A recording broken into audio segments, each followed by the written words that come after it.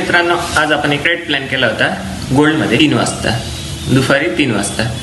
तर एक 5 मिनिटच्या SBR वर आपण हा ट्रेड प्लॅन केला होता. एक सेटअप आहे SBR, तर त्या सेटअपवर आपण गोल्डमध्ये प्लॅन केला. तर त्या सेटअपनुसार मार्केट त्या सेटअपवर आलं. त्यानंतर आपण कन्फर्मेशनसाठी वेट करत होतो. तर वेट करता करता मार्केटने त्या सेटअपवर आल्यानंतर मोमेंटम एकदम स्लो करून टाकला, म्हणजे मार्केट टोटली साईडवेज निघालं होतं. तर मग आपण आपल्याला त्या सेटअपवर आल्यानंतर एक ग्लास सापडला 1 मिनिटमध्ये. एक ग्लास आपण मार्क केला. त्या ग्लासच्या थर्ड टचवर आपण एंट्री प्लॅन 10 पिपचा SL सोबत आणि प्रिव्हियस लो आपला TP होता. त्यानंतर आपण 5 मिनिट्सचा वेट केला.